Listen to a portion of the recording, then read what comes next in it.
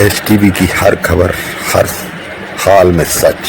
हमारे रिपोर्टर जाते हैं गांव से शहर तक, शहर से गांव तक, गांव की गलियों में, शहरों के मोहल्लों में, हर जगह से लाते हैं खबरें, दिखाते हैं एक ना कॉपीराइट न किसी की नकल, खबर एकदम सच। हम अपने दर्शकों से निवेदन करते हैं कि हमारे चैनल को लाइक, सब्सक्राइब और शेयर जरूर करें ताकि हमारा हौसला बना रहे। नमस्कार, एसटीवी में आपका स्वागत है। मैं वर्षा अग्रवाल और आप देख रहे हैं स्वतेजता टाइम्स। आइए राजधानी लखनऊ से डालते हैं कुछ खास खबरों पर नजर।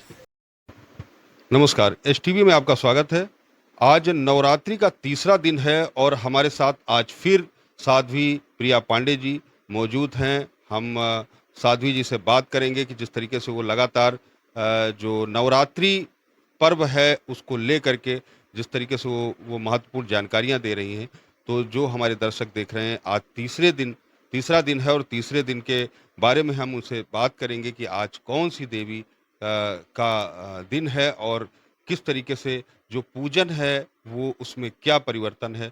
तो आज हम इस विषय पर साध्वी प्रिया पांडे जी से बात करेंगे। प्रिया पांडे जी, आपका हमारे एसटीवी चैनल में बहुत बहुत स्वागत। आज हमारे जो दर्शक देख रहे हैं उनको आज के बारे में बताएं कि आज नवरात्रि का तीसरा दिन है और कौन सी देवी का दिन है कहा जाता है और जो पूजा है उसमें क्या परिवर्तन है, या जो जिस तरीके से कल आपने बताया था कि पहले दिन की अपेक्षा कल कुछ परिवर्तन आपने बताया था, तो आज क्या परिवर्तन होने वाला है या क्या हुआ उसके बारे में बताएं। जय माता दी। आप सभी का बहुत बहुत शुभकामनाएं नवरात्रि की। आज माता चंद्रघंटा का दिन है। तीसरा दिन माता चंद्रघंटा का कहा जाता है। माता के माथे पे चांद जैसा तिलक है। आप लोगों ने देखा होगा, अगर माँ के दर्शन किए हो तीसरे स्वरूप का, तो उनमें चांद जैसा तिलक माथे पे है। चंद्रघंटा माता तीसरे दिन है तो गौरी का ही रूप, लेकिन ये चंद्रघंटा माता की उत्पत्ति जो हुई जब महिषासुर ने पूरे संसार में तहलका मचा दिया था, इंद्र वगैरह देवताओं को स्वर्ग से निकाल दिया था। तो इंद्र और सारे देवता गए शिव जी के, ब्रह्मा जी और विष्णु जी के पास। तो वहाँ पे जब शिव जी और ब्रह्मा जी और विष्णु जी ने बहुत क्रोध किया सुन के, उसके बाद उनके क्रोध से जो ज्वाला उत्पन्न हुई, उस ज्वाला से माँ चंद्रघंटा की उत्पत्ति हुई। उन्हें चंद्रघंटा कहा जाता है। माँ चंद्रघंटा की अगर बात करी जाए तो माँ चंद्रघंटा का जिस तरीके से आपने बताया कि ऐसे उत्पत्ति हुई, तो जो दर्शक हमारे देख रहे हैं उनको उसमें माँ चंद्रघंटा के लिए कौन कौन से चीजों का ध्यान रखना चाहिए, किन बातों का ध्यान रखना चाहिए और किस तरीके से पूजा करनी फिर यही कहेंगे कि माला तो आप जरूर जपिए, क्योंकि माँ नौ माता के लिए माला बहुत, एक ही माँ है सब, लेकिन नौ माता के लिए ओम ऐं ह्रीं क्लीं चामुंडाय विच्चे का जाप जरूर करिए।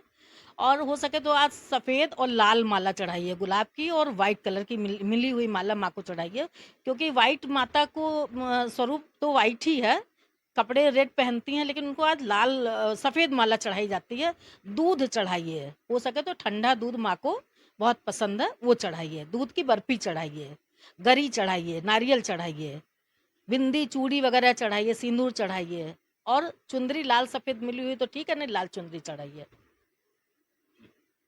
तो आज जिस तरीके से आपने बताया कि जो श्रृंगार की बात बताई कि जो आपने जिस तरीके से जो चढ़ावा है वो किस तरीके से चढ़ाना चाहिए, साथ ही आपने उत्पत्ति के बारे में बताई कि किस तरीके से उनकी उत्पत्ति हुई, कि जिस तरीके से जिन लोग भोजन करना चाहें करें या जिस तरीके से वो व्रत रह सकें वैसे रहें।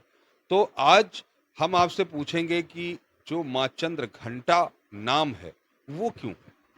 माँ चंद्रघंटा इसीलिए नाम पड़ा ना कि जब स्वर्ग से देवताओं को निष्कासित कर दिया राक्षस ने, तो चंद्रघंटा नाम की ही माता ज्वाला से, शिव और ब्रह्मा विष्णु के ज्वाला से जाजल्यमान हुई। एक ज्वाला जैसी लपक, दुर्गा सप्तशती में लिखा हुआ है, दूसरा अध्याय अगर आप लोग पढ़ते हो तो उसमें लिखा हो, उन्हीं से ब्रह्मा विष्णु और महेश की शक्तियों से माँ चंद्रघंटा की उत्पत्ति हुई है, इसलिए उन्हें चंद्रघंटा कहा जाता है। और चंद्रघंटा तो गौरी का तीसरा स्वरूप है। तीसरे दिन का रूप को हम चंद्रघंटा माता के नाम से जानते हैं। जिस तरीके से आपने बताया कि माँ चंद्रघंटा का रूप है, तो इन्होंने जो रूप धारण किया तो इसमें अगर बात करी जाए कि जिस तरीके से 9 दिन पूरे बनाए गए हैं, 9 दिन में अलग-अलग रूप होते हैं, तो आज जो माँ चंद्रघंटा का रूप है, तो उसमें क्या कुछ ऐसा विशेष कुछ जो भक्त हैं, उनको कुछ विशेष करना चाहिए?